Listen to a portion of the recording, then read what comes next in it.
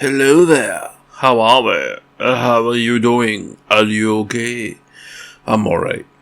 I thought we'd start off the spooky season with a review of Dying Light the Beast. I have been playing this game on the PlayStation 5 because I got it for hee-haw thanks to the way that the collector's edition worked back in the day when that came out. There was a season pass, and there was supposed to be 2 DLC packs. Only one was released, Bloody Ties. It was bloody pish, so I didn't play much of it. But the beast turned into a beast, and a ferocious beast at that, and it's now turned into its own game, so here we are. Lucky you and lucky me, I get to do a review of Dying Light the Beast. Daylight and bad dreams in a cruel world full of cruel things. Hang tight, all you. Nothing like a big bad bridge to go burning through. Now, if you've played the Dying Light games before, you will be mostly familiar with this. It runs of a very similar way to the first and the second game. So the criticisms of the second game were that the night times weren't as scary and dangerous, volatiles were too easy to kill. Well, they have fixed that in this. This is more like the first one when it comes to night time. Now, I'm not the biggest fan of the nighttime sections in the first game because I kind of found them after a couple of goes are a wee bit on the redundant side.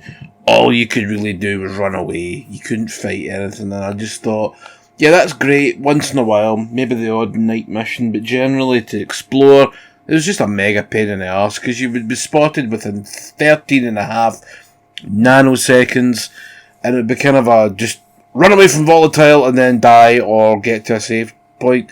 You couldn't turn around and then fight them because they were too powerful. Or in this game's case, there's about 3 or 4 at any one given time. So you maybe I'll be able to take one on. No, just run away, okay? Just run away. So that's the thing with the night times. Back to the normal, I suppose. And in this game, you are back playing Kyle Crane from the first game. 15 years later, he was captured at some point after the first game and experimented on, and turned into this massive power jobby. And you get to unlock that. It's beast mode. It's just rage mode. Anything else? Very similar to the Berserk mode and Doom 2016 or Doom Eternal. Say it's very, very similar. Where you'll get your odd super kill. Most of the time you're just punching them and they go flying like ping pong balls. It's pretty fun though. It's fun all the same.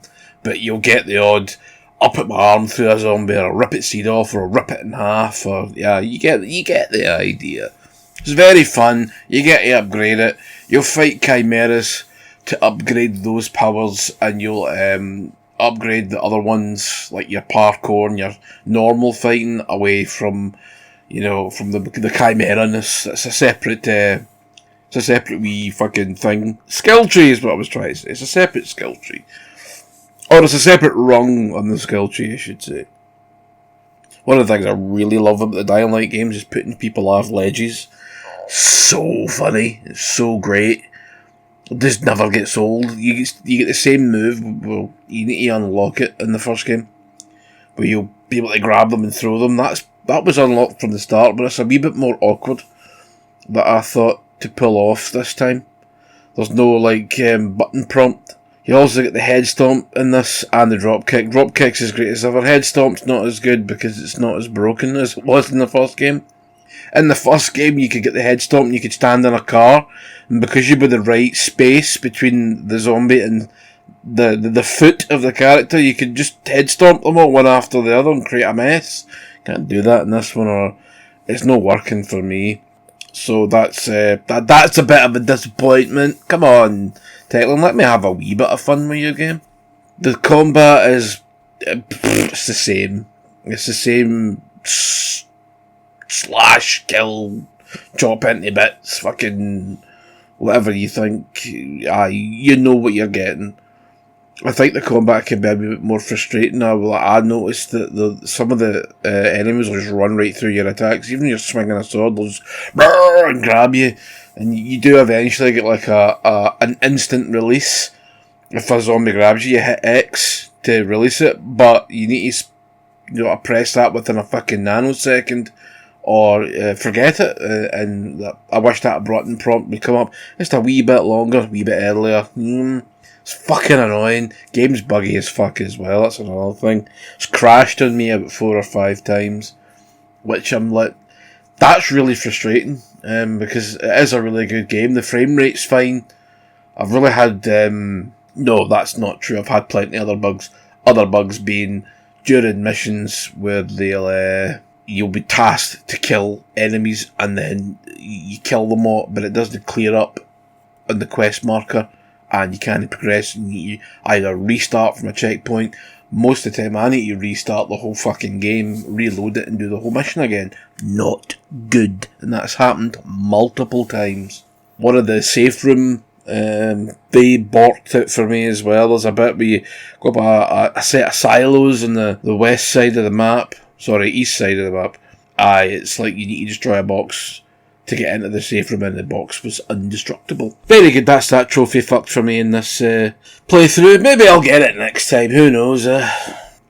So then you've got the driving. Driving's good, but you can now put it in a third person perspective if you want, and I have been, because sometimes I'm just like, I can't see where the fuck I'm going, okay? The cars really don't last long. You can upgrade them in the upgrade tab, your skills, and you can get the thing to no run out of fuel as fast, or I can no blow up as fast if it's hitting off zombies. So I honestly don't use the cars all that much. I just tend to find them cumbersome and a pain in the arse, and you can only go very specific ways. Okay, so it's up to you. I just wouldn't bother my humph, personally. Story, well, story's just what it is. Bad guy doing bad things. You get more powerful, and you kill bad guy. Amazing. Don't really care about the story, though. I'm more about the chopping up of the undead, and there's plenty to do. Plenty to unchop and chop up. Unchop? The unchoppable undead? No.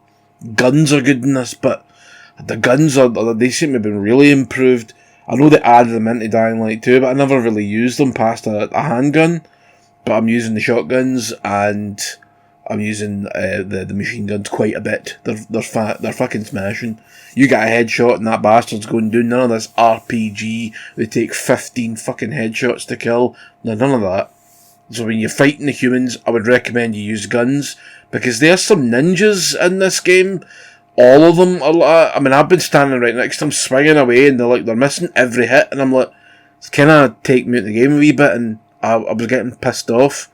And the bad thing about using guns is you attract the fucking virals in this game. They can be a pain in the arse as well. The game really is a double-edged sword. I think it's great, it is great, but it's buggy, and some of the fucking fighting bits are really annoying, and there's a lot of cheap deaths, and the parkour can be really fucking imprecise, and just decide, I'm not going to work today, and you just fall for no fucking reason. I'm just going to let go of this ledge, because I feel like it. You dick!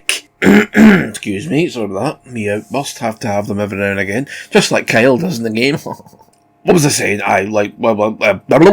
Open world. What's the world like? Well, it kind of looks like every other Dying Light map, I have to say. And this is a danger when you're running into, when you make things fictional, and everything's fictional places, it all just starts to look the same. I would like to see a Dying Light game in New York, or a Dying Light game in fucking Barcelona. I know what Barcelona looks like, but I could at least go, does it look like Barcelona, or they've changed it a wee bit, that's fine. Did that with Sleeping Dogs. Hong Kong looks different. The Chicago and Watch Dogs looks a bit different. But you need some of these things just to bring a wee bit more personality, because it all just blends. That's what I did like about Villador. It did have the city, although people complained about that game, so it's probably why there's no city in this. But this is a smaller title as well, so you've got to bear that in mind, you know what I mean? You know what I'm saying? Aye. But I'd like them to sort of move out of rural areas now a wee bit. Yeah, the map size is pretty good. It kind of reminds me of the following DLC in the first game. Reminds me of that quite a bit. So yeah, we need a wee bit more visual variety. Just all looks the same. I'm sorry. I'm really down in this game. It sounds like it, doesn't it? But I'm not a promise. I promise it's a really fun game. It's a really good time. I do recommend it. Save the bugs. The bugs are quite numerous. Even now it's fucking crashing on me and it's had about 1 million patches. Well, it's about 2 or 3 hot fixes and all that shit, and fix one thing and break another. Aye, no, it's good though. It's a good game. It's a good. If you like Dying Light, I would buy it. Yeah, aye. I mean, if you're not sure, because I know I said it's buggy. Wait for a wee price drop. Wait for a wee sale. Aye. Hopefully, in the third game, well, this technically is the third game, but number 3, we'll get Kyle and we'll get Aiden and all that, and we'll maybe get a female runner, because there's like other test subjects in this game. We'll see what happens towards the end of the road with the I don't know where the Dying Light games are going to go next. Can we get it out of Europe, please? Maybe do a pastiche of London or Glasgow or fucking Newcastle. Something different. Even though it'd be the same, because, well, the whole world kind of does look the same, doesn't it? Maybe set it in Dubai. We have sandstorms to contend with, like they did with Spec Ops The Line. That was good. Use the sand as a weapon. Do something! Think! Okay. Waffled on enough pish. I'll speak to you in the next one, and I hope you like this game. Get it up, you, and fuck sickos.